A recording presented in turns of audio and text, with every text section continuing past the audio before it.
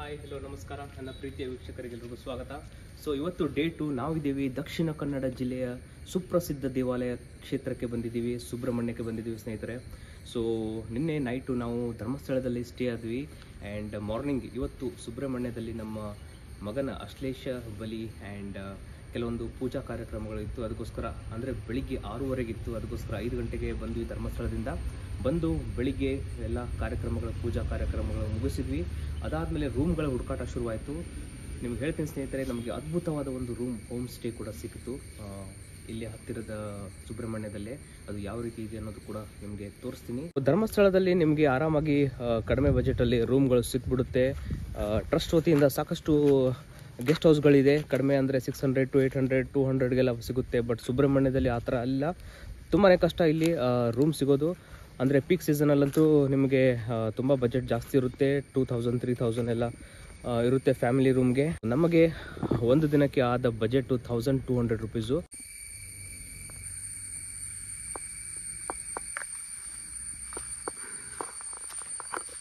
So ಇಲ್ಲಿ parking ಮಾಡಿಬಿಟ್ಟು ಆರಾಮಾಗಿ, ಸೊ ಇಲ್ಲಿಂದ ಕೂಡ ಒಂದು ರಸ್ತೆ ಇದೆ, ಸೊ ಮೇನ್ ರೋಡಿಂದ ಬರಬಹುದು. ಆ್ಯಂಡ್ ನೋಡಿ ಎಲ್ಲ ಅಡಿಕೆ ತೋಟಗಳು ಎಲ್ಲ ಇದೆ.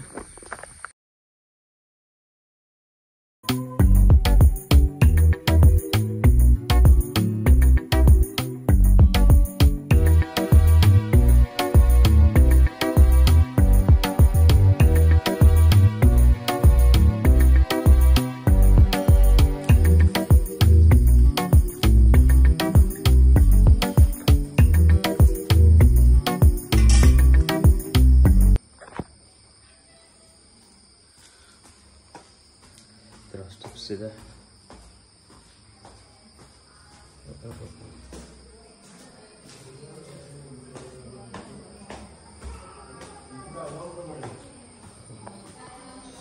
ಸೊ ಹೀಗೆ ಬಂದು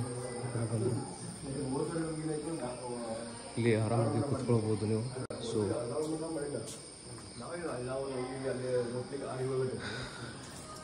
ಇಲ್ಲಿ 4 to 5 ರೂಮ್ಸ್ ಇದೆ, ಕಪಾಟ್ ಕೂಡ ಇದೆ. ಆ್ಯಂಡ್ ಇದು ನಮ್ಮ ರೂಮು. ಸೊ ಎಲ್ಲ ಪ್ಯಾಕಿಂಗ್ ಮಾಡ್ತಾಯಿದ್ದೀವಿ. ಇವತ್ತು ಚೆಕ್ಔಟ್ ಆಗಬೇಕು. ನಮ್ಮ ಗುಂಡು ಇನ್ನೂ ಮಲಗಿದ್ದಾನೆ, ಎದ್ದಿಲ್ಲ. ಸುತ್ತಲಿನ ಜಾಗ ತುಂಬ ದೊಡ್ಡದಾಗಿರುವಂತಹ ಜಾಗ ಕೂಡ ವ್ಯೂ ಇದೆ.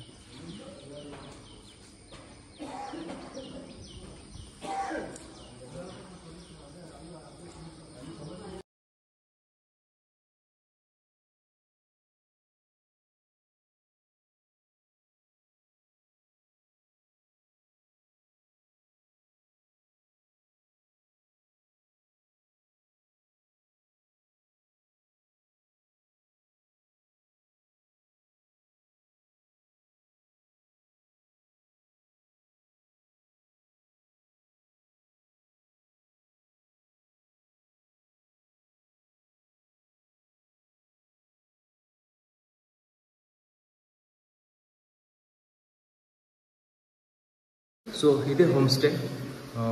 ಆಚೆ ಕಡೆ ಮಳೆ ಬರ್ತಾ ಇದೆ, ನೋಡೋಣ ಮಳೆ ಯಾವ ರೀತಿ ಇದೆ ಅನ್ನೋದು.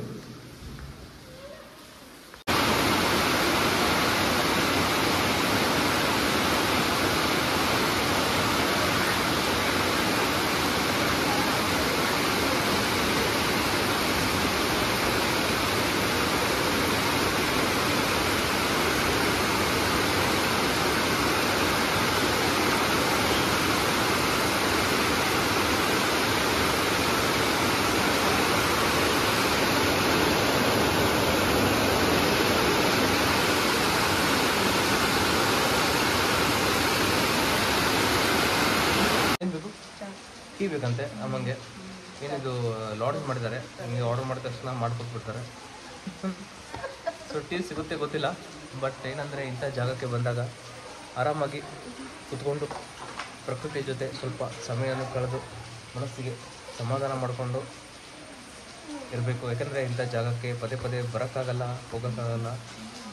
ಸೊ ಮಳೆ, ಪ್ರಕೃತಿ, ಕಣ್ಣು, ಮನಸ್ಸು ಎಲ್ಲ ಕೂಡ ತಂಪಾಯಿತು ಸ್ನೇಹಿತರೆ.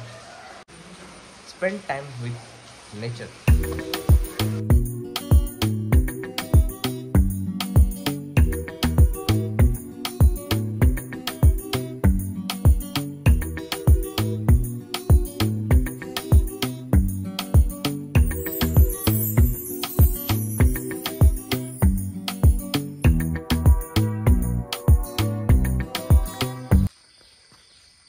ಸೊ ಈ ರೆಸಾರ್ಟಿಂದ ಅಂದರೆ ಹೋಮ್ ಸ್ಟೇಯಿಂದ ಹಾಗೆ ಬಂದೆ ನೋಡಿ, ಜಾಗ ಸೂಪರ್ ಆಗಿದೆ. ಸೊ ಯಾವುದೋ ಬೆಟ್ಟ ಇದು, ಮೇಲ್ಗಡೆ ಮತ್ತೆ ಮನೆಗಳು ತೋಟಗಳು ಹೀಗೆ ಇದೆ. ಇಲ್ಲಿ ಒಂದು ಮನೆ. ಸೊ ನಮ್ಮ ಮಮ್ಮಿ ನೋಡಿ ಆರಾಮಾಗಿ ಕೂತಿದ್ದಾರೆ. ಸೊ ಆ್ಯಕ್ಚುಲಿ ಅಲ್ಲಿ ಟೆಂಪಲ್ಗೆ ಹೋಗ್ತಾ ಇದ್ವಿ, ಬಟ್ ಅಷ್ಟೊತ್ತಿಗೆ ಮಳೆ ಬಂತು. ಸೊ ಇಂಥ ಜಾಗ, ಪ್ರಕೃತಿ ಜೊತೆಗೆ ಮಳೆ ಆ್ಯಂಡ್ ಸುಬ್ರಹ್ಮಣ್ಯ ದೇವಾಲಯ. ನಮ್ಮ ಮಮ್ಮಿ ಏನು ಹೇಳ್ತಾರಂತ, ಎಂಜಾಯಿಂಗ್ ಸ್ವರ್ಗನೇ ಇದೆ. ಅಂದರೆ ನಮ್ಮ ಮಮ್ಮಿಗೆ ತುಂಬ ಆಸೆ ಇತ್ತು ಇಂಥ ಜಾಗಕ್ಕೆ ಬರಬೇಕು, ಇಂಥ ಕ್ಷೇತ್ರದಲ್ಲಿ ಇರಬೇಕು, ಈ ಥರ ಜಾಗದಲ್ಲಿ.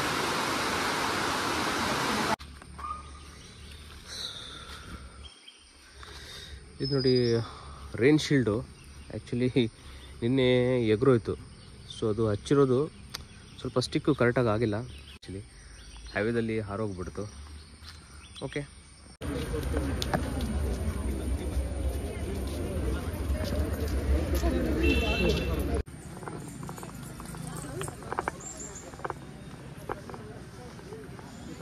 ಶ್ರೀ ಆದಿಸುಬ್ರಹ್ಮಣ್ಯ ದೇವಾಲಯ.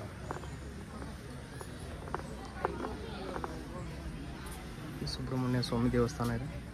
ಸೊ ಪಕ್ಕದಲ್ಲಿ ಪಾರ್ಕ್ ಕೂಡ ಇದೆ. ಪುಷ್ಪೋದ್ಯಾನ,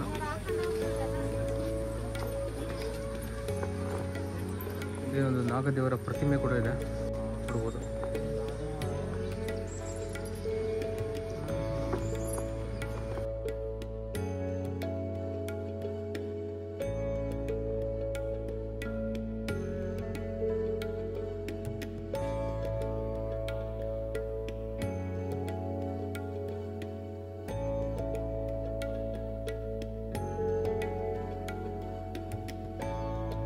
ಸೊ ಆಲ್ಮೋಸ್ಟ್ ಸುಬ್ರಹ್ಮಣ್ಯನ ಕವರ್ ಮಾಡಿದ್ದೀನಿ ಸ್ನೇಹಿತರೆ.